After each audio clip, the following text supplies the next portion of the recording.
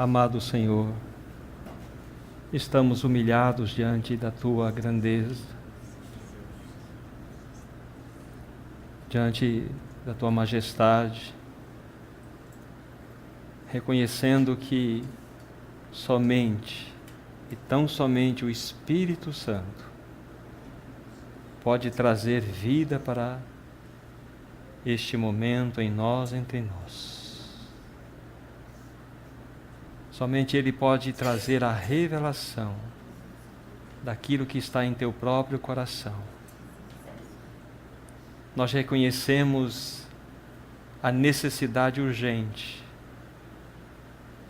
de aprender a viver dependentes do Espírito Santo. Somente Ele pode nos conduzir para dentro das realidades espirituais.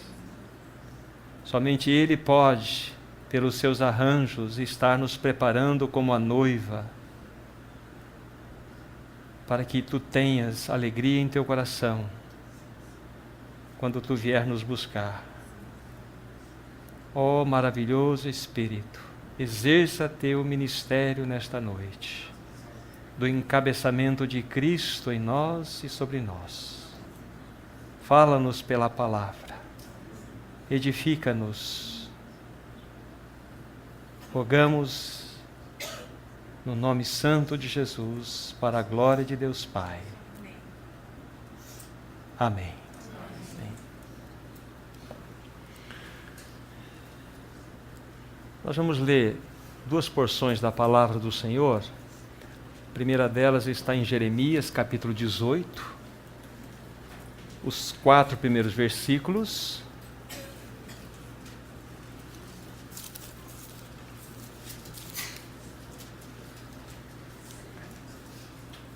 Repetindo, Jeremias 18, de 1 a 4, primeira porção.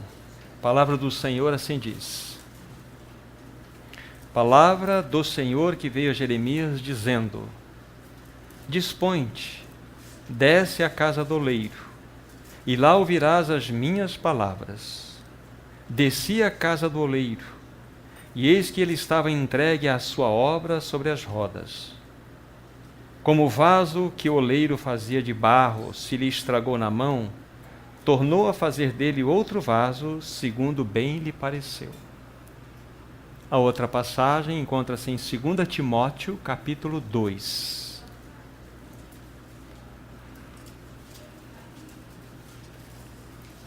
Segundo Timóteo 2, 2 versos nós vamos ler, 20 e 21.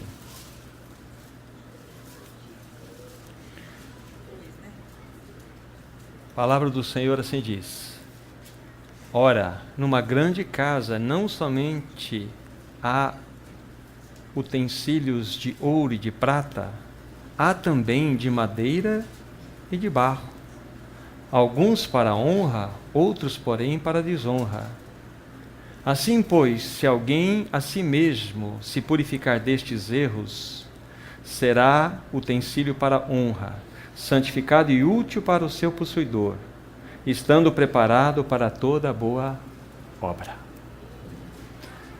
Queria introduzir o nosso tempo juntos nessa noite, me reportando uma história de uma missionária, uma história que aconteceu há um tempo atrás, na Índia. E esta irmã, ela foi despertada do seu sono às 2 horas, por volta das horas da manhã, por uma música e um cântico. E esta música e cântico vinham de uma aldeia vizinha. E música e canto permaneceram até o amanhecer. E ela, desejosa de saber o que estava acontecendo, então ela se dirigiu àquela aldeia, e lá então ela ficou sabendo o que ocorria. É que, às 2 da madrugada, noivo apareceu. E desde aquele momento, quando o noivo apareceu naquela aldeia, toda a aldeia se colocou diante de um espírito de alegria, apresentando música e cântico.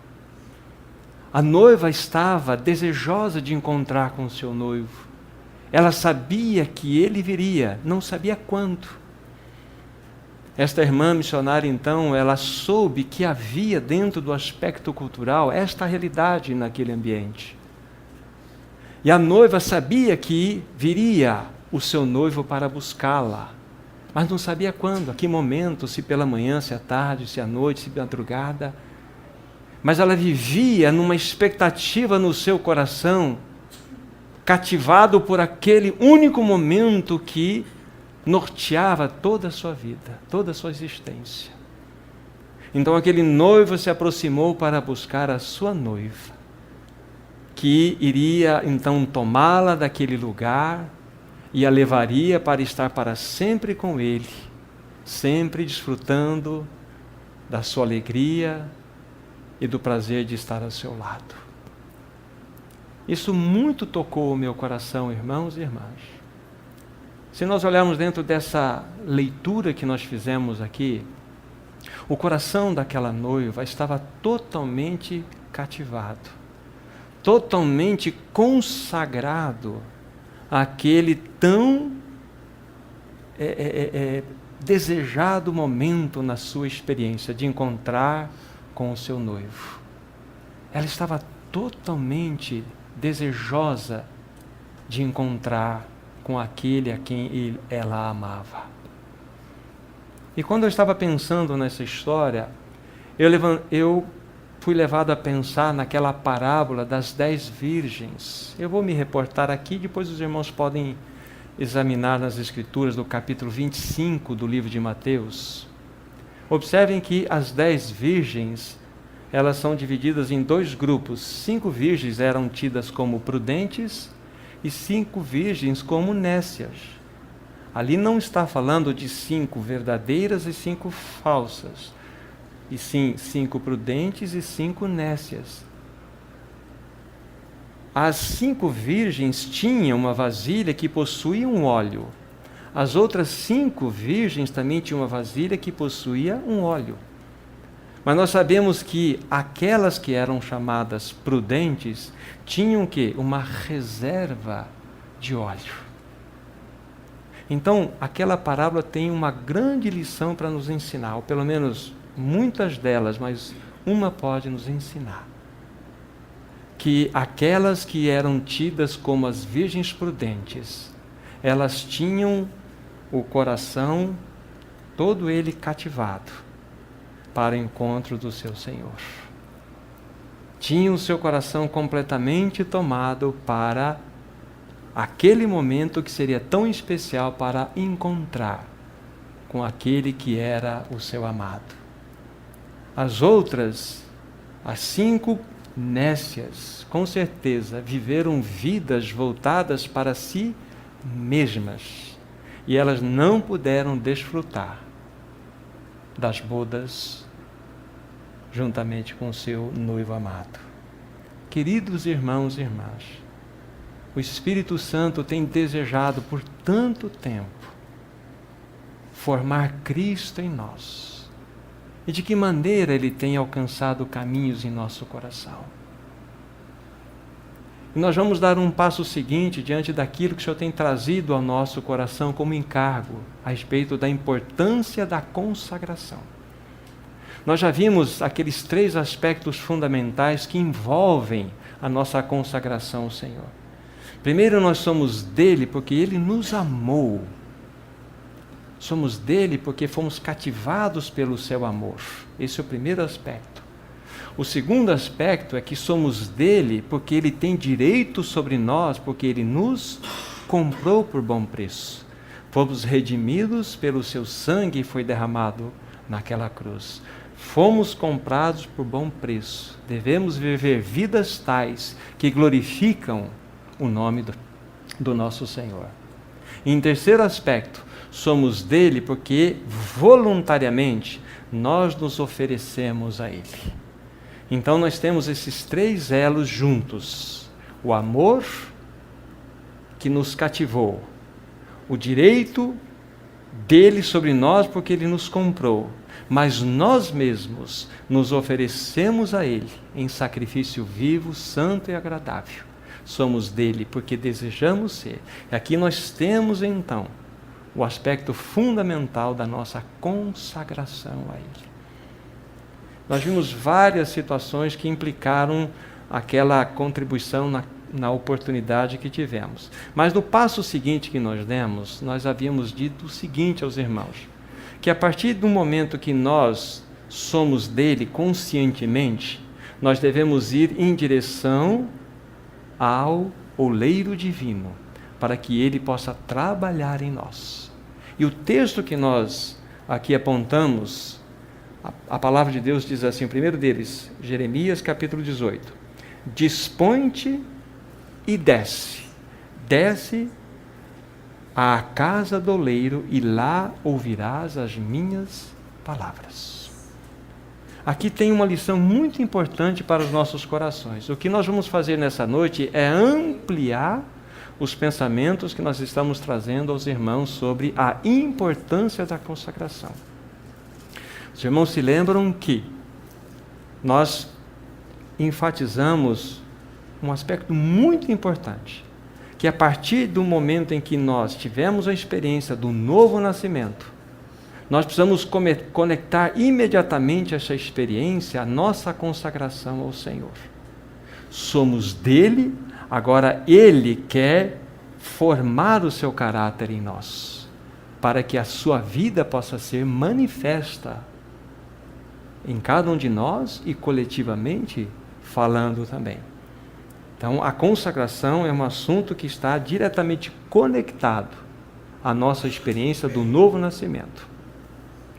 Então, a palavra nos mostra que é dispõe-te. O primeiro aspecto que deve acontecer nos nossos corações é um espírito de voluntariedade. Eu quero me dispor, eu desejo voluntariamente descer. Isso é um aspecto de humilhação. Eu quero descer à casa do oleiro. O que vai acontecer na casa do oleiro? O oleiro vai começar então, depois deste gesto meu, a moldar-me. Ele vai me amassar, ele vai trazer uma forma segundo o próprio coração dele. É interessante a maneira como Deus fala aos nossos corações. Nós vamos ver outros textos da palavra do Senhor que nos mostram de modos diferentes essa mesma verdade, que é a ação do oleiro sobre o barro, a ação do oleiro divino sobre as nossas vidas. O que o Espírito Santo está fazendo em nós hoje? Ele está formando o caráter de Cristo. Ele tem buscado isto. Mas a maneira como que isto é feito é que nós não compreendemos. Uma coisa que vocês não precisam dizer a mim, e eu não preciso dizer a minha experiência para vocês. Mas se vocês e eu nos colocamos diante do Senhor com toda a sinceridade, nesse gesto, nesse passo de fé, nos consagrando a Ele, para que Ele faça a obra em nós, você deve ter entrado num túnel tremendamente apertado. Você deve estar padecendo profundas tribulações.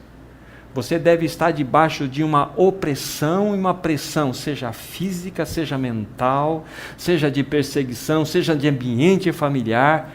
Isto acontece, porque Satanás ele não vai permitir que isso venha de maneira muito simples sobre nós.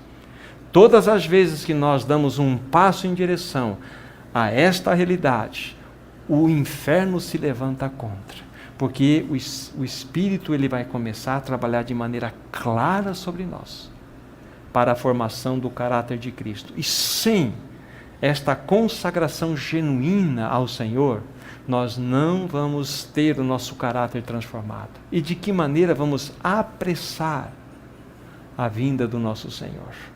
Então, se você está em tribulação, esta é a ideia. Este é o caminho, não tem nada de errado acontecendo com você. Este é o caminho do Senhor. Este é o caminho. Dispõe-te, desejamos isto. Descemos. Nós fomos para o campo da humilhação. A casa do oleiro, o que vai acontecer lá? O oleiro vai começar então a exercer todo o seu poder para nos moldar, segundo o coração dele. Depois falamos mais um pouquinho aqui. Pega em Oséias capítulo 2, veja uma outra forma que nós temos, lendo as Escrituras Sagradas, uma outra forma que nós temos de Deus falar ao nosso coração. Oséias 2, verso 14. Portanto, diz a palavra de Deus, eis que eu a atrairei e a levarei para o deserto, e lhe falarei ao coração. Por que aqui ela não foi atraída para um oásis, para um local de grandes pastagens e de sombra, mas ela foi atraída para o deserto, porque este é o meio pelo qual o Senhor fala aos nossos corações. Uma coisa que impressiona muito o meu coração é a experiência de José e de Davi. Davi, ele tinha sido consagrado, ele tinha sido ungido para ser o rei sobre Israel. Mas depois desta unção, ele não foi diretamente para Jerusalém para receber a coroa sobre a sua cabeça. Ele fugiu por 10 anos de Saul, viveu em grutas, viveu escondido, viveu em perseguição, viveu em perigos em sua própria vida, para depois então ele subir ao trono e assumir o reinado sobre Israel. José, da mesma forma, vocês conhecem a história de José, uma figura linda da pessoa de Cristo. Vocês se lembram que desde a sua meninice, ele já era invejado pelos seus irmãos. E esta inveja provocou, de fato, um ódio no coração dos seus irmãos, a ponto de eles maquinarem contra a própria vida de José. E dentro de uma maquinação destas, eles pensaram em, de fato, dar fim à vida de José. Lançaram ele numa cova, ameaçaram matá-lo. Veja a vida de José nesse processo descendente. Mas alguns dos irmãos intercederam a favor dele.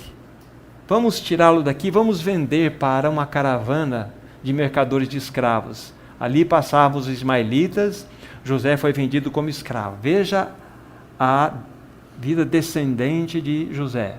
Chegando lá, então, no Egito, ele foi vendido para o general Potifar. E ele, então, tinha a presença do Senhor sobre ele.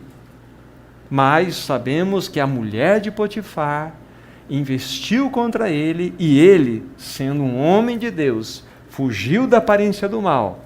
O que aconteceu com aquilo? Ele foi acusado de ter assediado a esposa do general falsamente. Ele foi lançado para a prisão. Veja a vida de José, em processo descendente. Lá ele permaneceu por em torno de 2 anos, até que então nós temos o processo da interpretação dos sonhos e sabemos o fim da história. Então veja a vida de José, descendo, onde ele caiu? No trono do Egito. É assim. É assim. O Senhor fala ao nosso coração no deserto. E José desceu, até que ele tropeçou e caiu no trono do Egito. É assim que Deus faz. É assim que o oleiro divino deseja fazer conosco. Quando nós dispomos o nosso coração e vamos até Ele, Ele então vai começar a sua obra em nós. Eu me lembro quando criança, o meu pai, ele colhia o café, ele mesmo fazia a torrefação do café no ponto que ele gostava, e depois tinha que moer o café. Talvez alguns de vocês nem sabem que eu estou falando, mas era um moedor aqui, não era isso? E você tinha uma borboleta atrás que regulava ali o calibre, a grossura, o pó. Lógico, quanto mais leve a borboleta, mais fácil você rodava aquilo. E meu pai gostava de um café muito forte, muito concentrado. Então deixava no 0,5. Era ruim moer aquilo. O pozinho caía como se fosse talco preto ali. Mas doíam os braços. É assim que o Senhor faz. Ele nos lança no seu moedor e coloca lá no 0,5 e começa a nos moer. E começa a nos moer. Sabe por quê, irmãos? Se nós estamos em tribulação, em provação, se nós estamos sofrendo como estamos sofrendo, sabe o que Deus vai falar para você se você dizer isso a Ele? Ele vai falar assim: meu filho, sabe por que você está assim? Porque eu estou caprichando em você. Eu estou caprichando na minha obra em você. Eu quero realmente que você manifeste a glória do meu filho. Então, se estamos em tribulação, irmãos e irmãs, esta é a ideia. Não tem nada de errado. Está tudo certo. O problema é se nós não estivermos em tribulação. Mas a bênção é que a tribulação vinda de Deus, ela tem começo, meio e fim. Isso é uma bênção. E tem um fim, porque o Senhor deseja ver a sua glória em nós. Como aquele depurador da prata, com a chama forte sobre aquele metal que ainda está muito misturado. Aquela chama está fortemente sobre aquele metal e aquele que está com a chama, o depurador, não tira as chamas daquele metal enquanto ele não ver a sua própria face refletida naquele metal derretido. O Senhor não irá deixar de nos provar enquanto ele não ver a sua própria face em nós. Não vai. Irmãos, cristianismo é a formação do caráter de Cristo em nós. Não é outra coisa. Não é conhecimento. É a formação de Cristo em nós. Agora, a consagração deve ter esse desejo do nosso coração. Senhor, desejamos isto. Descer a casa do oleiro é uma outra forma de nós falarmos da disciplina de Deus. Deus nos ama de tal forma, como um pai vai disciplinar o seu filho, ele vai nos disciplinar. E ele não irá parar essa disciplina enquanto ele não ver a sua face refletida em nós. Então, bendita seja a tribulação. Elas acontecem à nossa volta, elas estão ao nosso redor. Não é aquela pessoa que você tem um convívio semanal com ela, é aquela pessoa que está ao seu lado e você ao lado dela. Então nós somos, um para o outro, um instrumento maravilhoso do Senhor no que concerne a obra da formação do caráter de Cristo em nós. Dispõe-te e desce à casa do oleiro, e lá ouvirás as minhas palavras. Assim como ele não falou ao seu povo lá, olhando para o aspecto de Oséias, num oásis, num lugar de sombra, e sim no deserto, aqui ele falou no lugar aonde se manuseia um barro sem forma, cheio de pedregulhos, cheio de coisas a serem tratadas ali. É ali que ele falou. Ele não está falando num ambiente, sabe, como este, ventilado, num lugar tranquilo. Ele nos fala de maneira muito prática. Deus nos fala de maneira real e prática. É assim, porque crescimento espiritual está relacionado com a formação do caráter de Cristo em nós. Não está relacionado com a quantidade de conhecimento a respeito desse Cristo maravilhoso que possamos ter, e sim o quanto de Cristo está sendo formado em você. Então, como que nós podemos nos alegrar uns com os outros? É que no tempo da nossa jornada que temos tido juntos, esse tempo possa estar produzindo em você e em mim uma medida maior de Cristo. Eu tocar Cristo em você e você tocar Cristo em mim. Através das minhas ações e muito mais, através das minhas reações. Como nós somos reativos, como eu sou reativo. como que o Espírito Santo quer que nós aprendamos a discernir a sua voz. Irmãos e irmãs, nós somos tão misturados. Como que nós vamos estar adequadamente preparados para esperar o amado da nossa alma, sendo o que nós somos hoje? Como nós temos resistido à ação do Espírito Santo em nós? Como nós temos resistido os arranjos que Ele tem feito para que nós sejamos moldados, para que nós sejamos então aí trabalhados e assim Ele possa encontrar em nós, sabe, o reflexo da sua própria imagem. Há vários textos, como eu disse aos irmãos e irmãs aqui, que falam do mesmo assunto de formas diferentes. Há pouco nós cantamos um cântico, Espírito Santo de Deus, vem me transformar à imagem de Jesus Cristo, de glória em glória. Esse texto está lá em 2 Coríntios 3,18.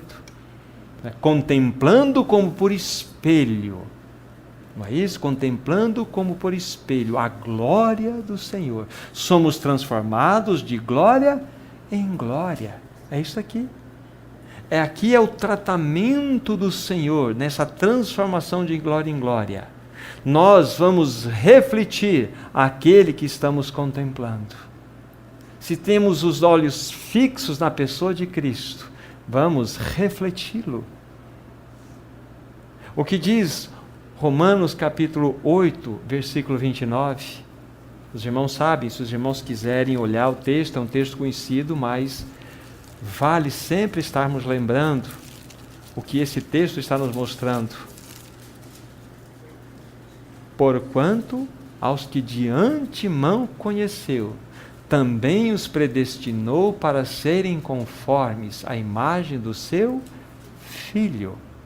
É uma outra forma. 2 Coríntios 3,18, somos transformados de glória em glória à sua imagem. O Espírito Santo usou Paulo escrevendo para os Romanos, mostrando que há uma predeterminação clara no seu coração. Que nós sejamos aí conformados à imagem do Filho de Deus. O que é isto, senão estarmos nas mãos do divino oleiro, e Ele nos moldando dia após dia a sua própria imagem. Uma outra forma, nesse mesmo livro de Romanos, no mesmo capítulo 8, versículo 14. Pois todos os que são guiados pelo Espírito de Deus, esses são filhos de Deus. Vale uma observação de diferença aqui. Se nós compararmos esse versículo com o versículo 16, que eu vou ler agora, o próprio Espírito testifica com o nosso Espírito que somos filhos de Deus, e observarmos lá no seu sentido original, a palavra filhos, como que ela foi traduzida em ambos os casos, nós temos uma diferença enorme. Nesse último caso aqui, versículo 16, o próprio Espírito Santo testifica com o nosso Espírito que somos filhos de Deus. Ali é teknos, filhinhos, filhinhos. No versículo 14, que nós lemos no primeiro momento, diz assim, os que são guiados pelo Espírito Santo, esses são filhos de Deus. Esse aí é filhos maduros, huios. É completamente diferente. Então, se nós estivermos aprendendo a discernir, a ouvir, a compreender a voz do Espírito, seremos guiados por Ele. E isso nos caracteriza como filhos que estão num processo de maturidade. Então vejam só, de glória em glória, estamos sendo conformados à imagem do Filho. Aqui nós estamos sendo guiados pelo Espírito, então nós nos expressamos como filhos maduros de Deus. Quantos de nós, mesmo como filhos de Deus, temos tão pouco discernimento sobre a direção do Espírito Santo em nossa vida? Como nós desconhecemos a terceira pessoa da Trindade.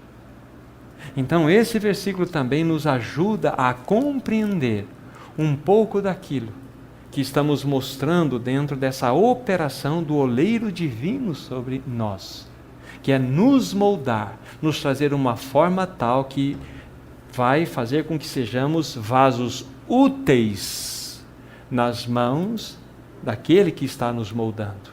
Seremos vasos conhecidos como vasos para a sua própria glória, vasos de misericórdia. Isso é muito precioso pensar. Mas há outros textos da palavra de Deus. Por exemplo, Gálatas capítulo 4, versículo 19, Paulo ali, como que num suspiro no seu coração, ele fala: ah, como sofro dores de parto. Ah, meus filhinhos, meus filhos, como sofro dores de parto, até que Cristo seja formado em vós. Cristo já era a vida deles, mas Cristo precisava ser formado com a vida dele. O viver deles precisava experimentar o viver de Cristo. Então Paulo novamente ele está dizendo aqui: ai, como sofro dores de parto, até que Cristo seja formado. Veja que nós estamos somando esses textos e colocando um ao lado do outro, mostrando essa mesma verdade que nos desafia, que de fato mostra o quão necessário é compreendermos esse assunto da nossa consagração ao Senhor. Nós nascemos de novo com o fim de espelharmos, manifestarmos, expressarmos a glória de Cristo Jesus. Não foi para outro fim. Assim como aquela relação muito conveniente no momento, assim como aquele povo de Israel na primeira aliança, o povo hebreu na questão, preso no Egito por mais de 400 anos, ele foi liberto pelo poder de Deus usando Moisés. Quando o povo foi tirado, então saíram do Egito, Moisés não disse àquele povo: bom, vocês foram libertos, agora vocês busquem o seu caminho. Não, eles foram libertos com um objetivo, para que eles fossem em direção a Canaã, que era a terra prometida a eles. Então nós somos salvos com um objetivo, nós temos um alvo a atingir. E esse alvo a atingir, de fato, é que nós alcancemos a maturidade em Cristo Jesus, é que Ele mesmo seja formado em nós. Um outro texto, 1 Pedro capítulo 3, versículo 15. Se vocês quiserem examinar para vocês conferirem, 1 Pedro 3, verso 15. Veja a riqueza agora na fala de Pedro dessa verdade. Diz a palavra do Senhor: antes, santificai a Cristo como Senhor no vosso coração, diz a palavra de Deus aqui. Olha só, estando sempre preparados. Olha, estando sempre preparados, diz a palavra do Senhor, para responder a todo aquele que vos pedir a razão da esperança que há em vós.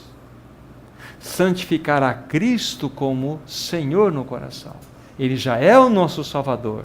Nós precisamos estar apartados, santificando-o como Senhor nos nossos corações. Aí nós vamos estar sempre preparados para responder a todos os que buscam uma razão que há em nós de uma esperança, que é Cristo.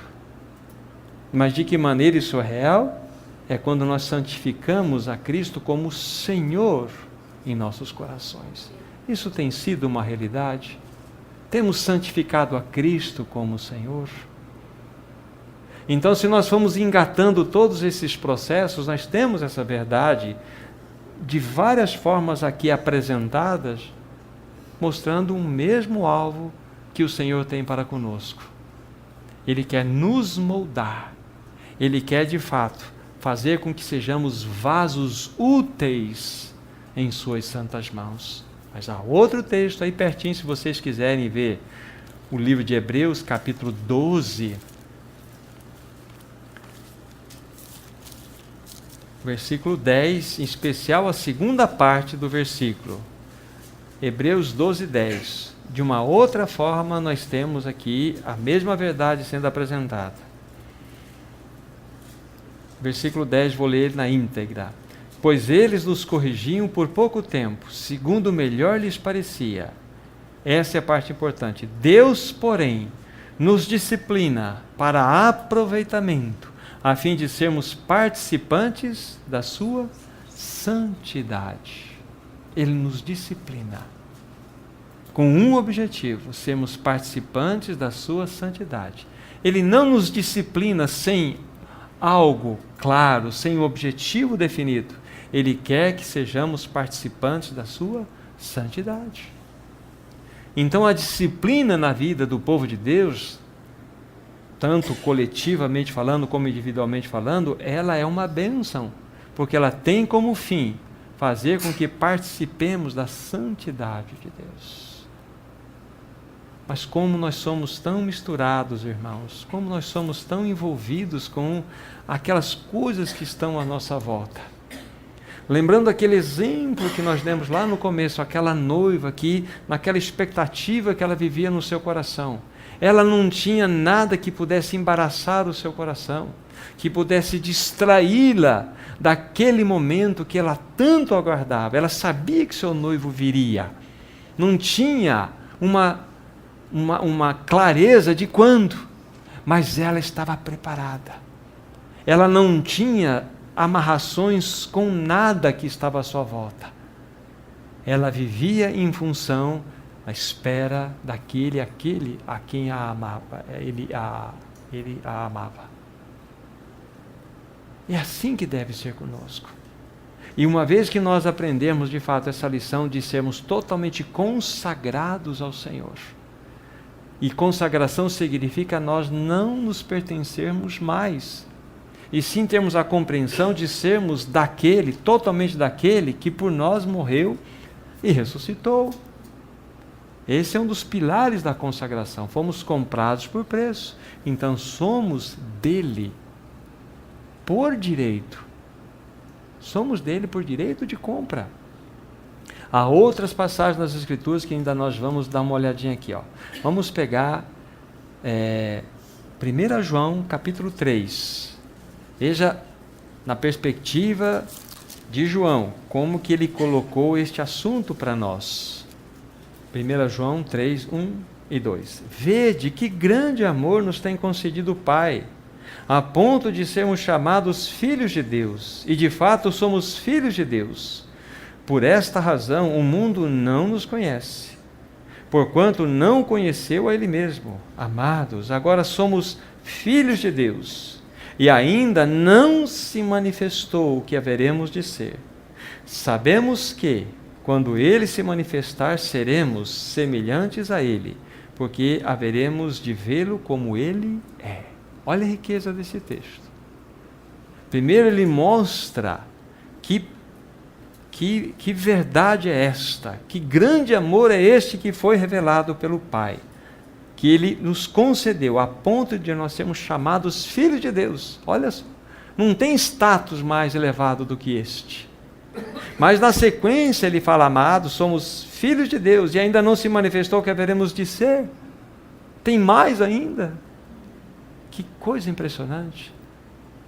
Seremos filhos de Deus segundo o seu coração, segundo realmente a expressão genuína da sua glória em nós. É o que Ele deseja fazer em nós, entre nós. Há uma outra passagem, isso eu posso citar para os irmãos, que está perto de 2 Pedro 3,18, que lá diz assim, antes crescei na graça e no conhecimento do nosso Senhor Jesus Cristo. Nós fomos chamados para crescer na graça e no conhecimento do Senhor Jesus Cristo. Então, todas essas verdades, todos esses textos citados, eles, um ao lado do outro, nos mostram uma única realidade. Que quando nós descemos voluntariamente à casa do oleiro, estamos ali para sermos moldados, para sermos trabalhados, para sermos, de fato, aqueles que terão uma forma que está no coração do divino oleiro. Então, graças ao Senhor por isto. Mas uma coisa importante para nós entendermos. Isso foi dito, vale a pena nós lembrarmos. há duas verdades fundamentais que devem nortear a nossa experiência nesse assunto da consagração. A primeira delas, do nosso lado, a primeira delas é a nossa completa submissão ao Senhor.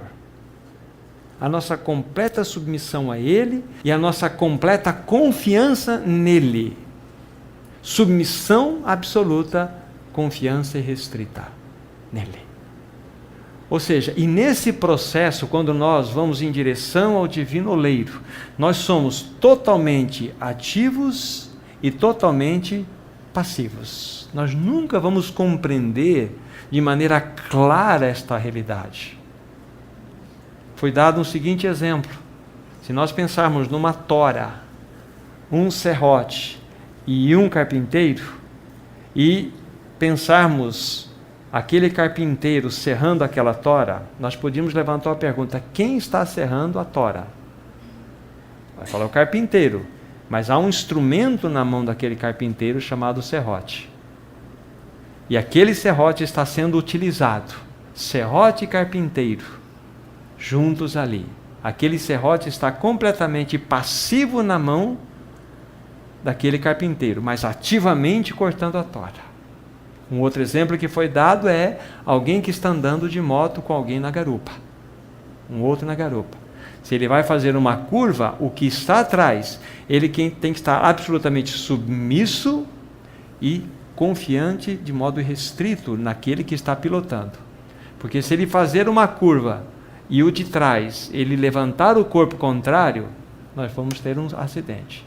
Então, aquele que está na garupa, ele é totalmente ativo e totalmente passivo. É assim que nós nos oferecemos ao divino oleiro, para que ele opere em nós, para que ele faça a sua obra em nós, de nos conformar à imagem do Filho de Deus. Algo importante para nós entendermos também de como ele nos disciplina e nos treina. O primeiro ponto a ver agora dentro desse aspecto é que há alguns exercícios internos que nós precisamos executá-los. Quais seriam esses exercícios internos? Lembram-se vocês daqueles 3 aspectos inegociáveis da vida de um cristão? Vida de comunhão da palavra, vida de comunhão de oração com o Senhor e vida de comunhão com os santos. Isso nós não poderemos abrir mão. Então, esses são assuntos de arranjos internos, de exercícios internos que nós devemos praticar. Tudo isso motivados pela graça que já nos foi concedida. Então, lermos a palavra, termos uma vida de oração, uma vida secreta aos pés do Senhor e uma vida de comunhão com os santos. Isso faz com que nós, nós nos fortaleçamos interiormente. Mas isso precisa estar associado a um outro aspecto, às providências externas arranjadas pelo Espírito Santo. Para que então, nesse modo prático, nós sejamos provados. Deus, na sua infinita sabedoria e amor, pelo seu Espírito, vai arranjar circunstâncias para nós, para que nós sejamos provados.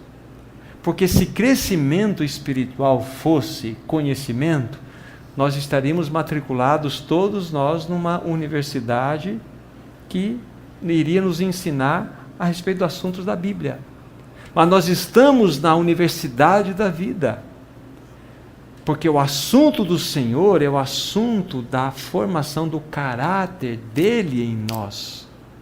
Então o Espírito Santo, ele está buscando e arranjando todos os tipos de circunstâncias para que nós possamos, então, estar sendo moldados segundo o coração dele.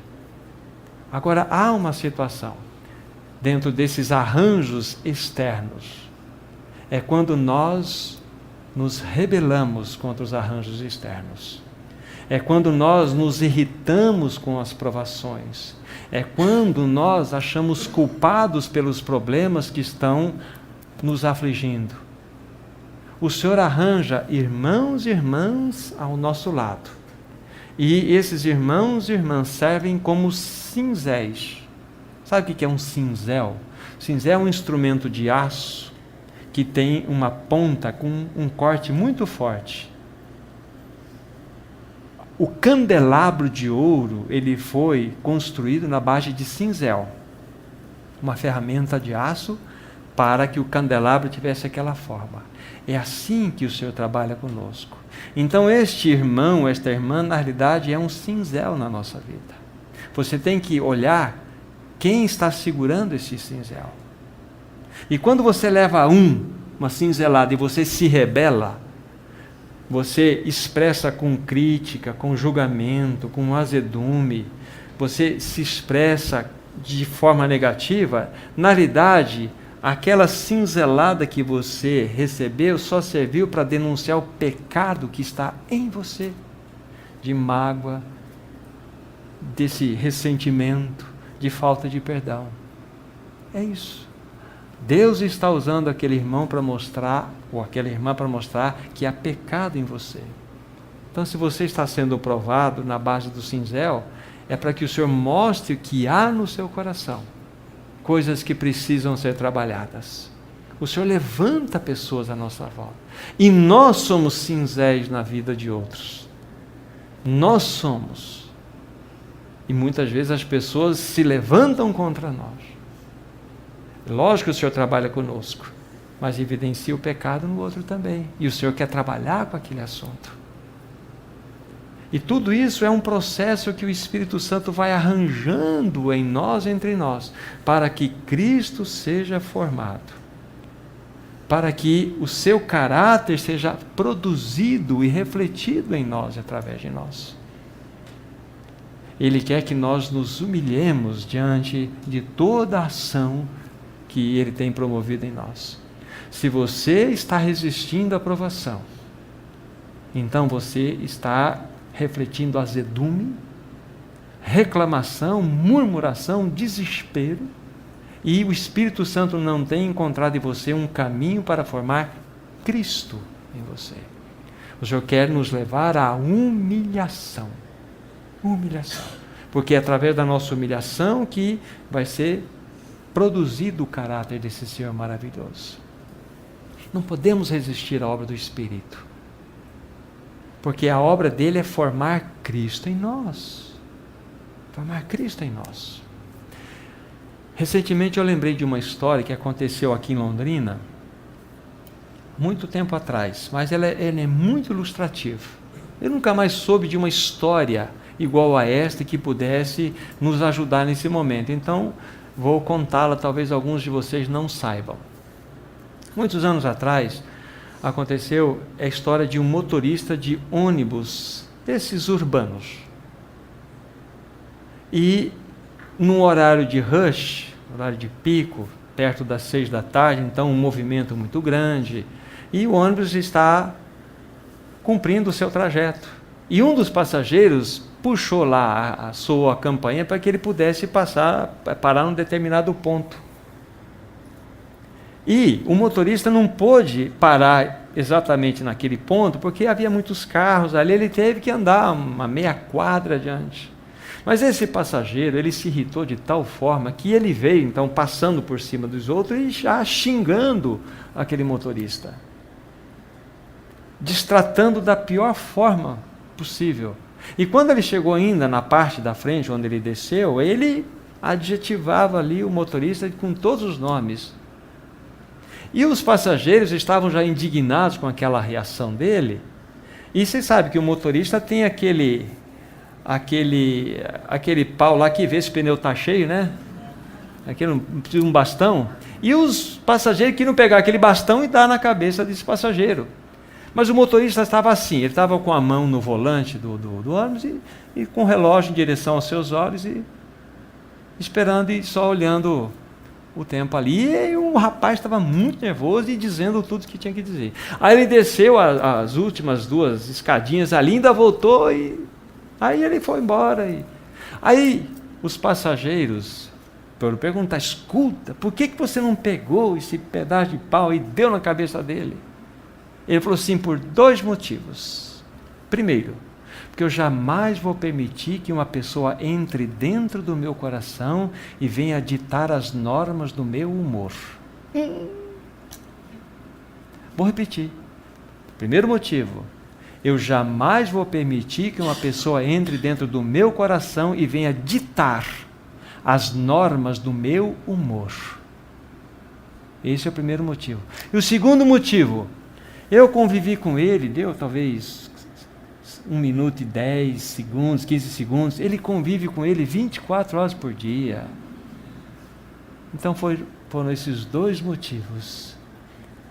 Mas ali está a história de um homem consagrado, um homem que não vivia mais para si mesmo, um homem que vivia segundo o coração do seu Senhor, um homem que com certeza já havia ou estava sendo passado pela forja de Deus, um homem que estava experimentando o amassar das mãos do oleiro divino, estava sendo conformados à imagem de Cristo. Hoje, por tão pouco, nós nos irritamos, não é verdade? Tão pouco basta para tirar toda a nossa segurança de humor. Aonde está Cristo em nós, irmãos e irmãs? Como que esse Senhor glorioso vai vir buscar uma igreja, sendo que nós não conseguimos conviver nem conosco mesmo?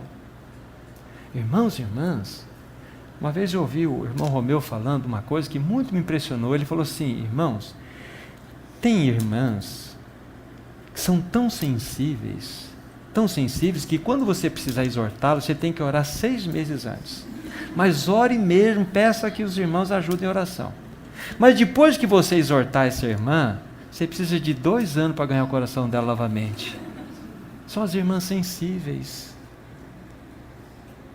Nós somos tão sensíveis, às vezes uma palavra vem e nos desmonta. Ou às vezes nós temos língua pesada e mão de ferro. Nós somos prontos a julgar, prontos a ser justos, prontos a estabelecer, e temos a mão pesada. Esses extremos são terríveis. Isso traz desonra para o Senhor. O Senhor quer que nós vivamos uma vida aos seus pés. Mas para tanto é necessário que nós nos consagremos a esse divino oleiro, que nós possamos nos dispor e ir em direção à casa do oleiro, e sabendo que lá ele vai nos amassar, ele vai nos moldar, ele vai trabalhar conosco da melhor forma possível. Vocês se lembram quando nós citamos essa passagem de Salmo 66, do versículo 10 ao 12? Se vocês quiserem só lembrar desse texto lá, vocês vão observar quem é o agente que operou ali na vida daquele povo. Salmo 66 é um texto que sempre impressiona o meu coração. Observe quem é o agente aqui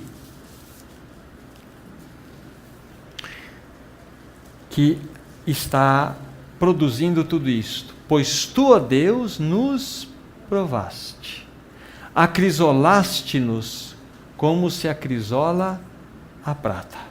Tu nos deixaste cair na armadilha, oprimiste as nossas costas, fizeste com que os homens cavalgassem sobre a nossa cabeça. Passamos pelo fogo e pela água, porém afinal nos trouxeste para um lugar espaçoso. Vocês se lembram que nós havíamos dito que a aprovação vinda do Senhor, ela tem começo, meio e fim. Aqui está uma delas, ó. Porém, afinal, nos trouxeste. Mas observem quem é o agente nesse processo aqui. É Deus. É Ele. A partir do instante que Ele recebeu você como filho, como filha, Ele vai lhe acrisolar, Ele vai lhe provar. Ele vai usar todos os recursos que Ele tem para que o caráter de Cristo seja formado em você. Porque Ele ama você. Isso é amor dEle. Isso é manifestação de amor. Alguns perguntam assim, sobre o tempo. Quanto dura essa aprovação na nossa experiência, né? Uma coisa que nós podemos responder diante dessa pergunta é a seguinte: nós podemos, eu vou começar de forma diferente. Nós não podemos encurtar o tempo da prova em nossas vidas. Não podemos. Mas, infelizmente, nós podemos aumentar. Quanto mais resistente nós formos, nós vamos sofrer desnecessariamente. O Senhor tinha para o seu povo, lá no deserto, 2 anos. Ele passaria do Egito e até Cades Barneia, depois eles poderiam entrar na Terra Prometida. 2 anos. Mas eles precisaram ficar 38 anos a mais, vagueando no deserto. Ali. O Senhor não quer que nós vagueemos no deserto. Ele tem um tempo de prova. E quando nós, de fato, nos submetemos ao Espírito Santo, aos seus arranjos, então Ele vai. Da mesma forma como Ele arranja as provas, Ele tem o caminho de saída, Ele tem o bálsamo. Mas Ele deseja um fim, formar Cristo em nós. Esse é o seu desejo final. Há 2 objetivos, vamos colocar 2 verdades fundamentais que devem nortear o povo de Deus. 2. A primeira delas é que somos cooperadores com Ele no que concerne a manifestação do seu eterno propósito, a edificação de um corpo para Cristo Jesus. Somos seus cooperadores. E o segundo, devemos viver de tal forma que apressemos a volta dele. E isso está relacionado com essa vida de consagração. Então, temos um tempo limitado, sim. Nós não podemos encurtar isso, mas infelizmente podemos prolongar e trazer sofrimentos para nós mesmos. Então, que o Senhor nos socorra, nos ajude a, de fato, a nos render. Sabe, um caminho importante é: Senhor, ajuda-me a me render ante as Tuas provas. Ensina-me, Senhor, a me submeter aos arranjos do Teu Espírito. E um bom caminho é você começar a agradecer pelo pai que você tem, pela mãe que você tem, pelo filho que você tem, pela filha que você tem, pelo patrão que você tem, pelo empregado que você tem. Comece a agradecer. Senhor, quem sabe esse é um cinzel que o Senhor está usando na minha vida. Mas comece a enxergar isso como algo vindo do Senhor, para que nesse gesto Ele então comece a arranjar caminhos em você e também em mim, para que Ele encontre o seu fim maior, que Ele encontre um caminho de que sejamos todos conformados à imagem dEle. Quando Ele puder tocar uma igreja gloriosa, quando Ele puder tocar uma noiva que possa refletir a sua própria glória, então terá um motivo claro dele vir a este mundo e buscar aquela noiva, aquele povo que é seu. Então que o Senhor nos ajude, nos socorra, e que nós nos rendamos então a esse divino oleiro que com tanto amor e sabedoria tem agido em nós, formando o caráter de Cristo Jesus. Vamos orar. Nosso maravilhoso Senhor, nós queremos de fato nos render completamente a Ti, para que Tu hajas em nós como o divino oleiro,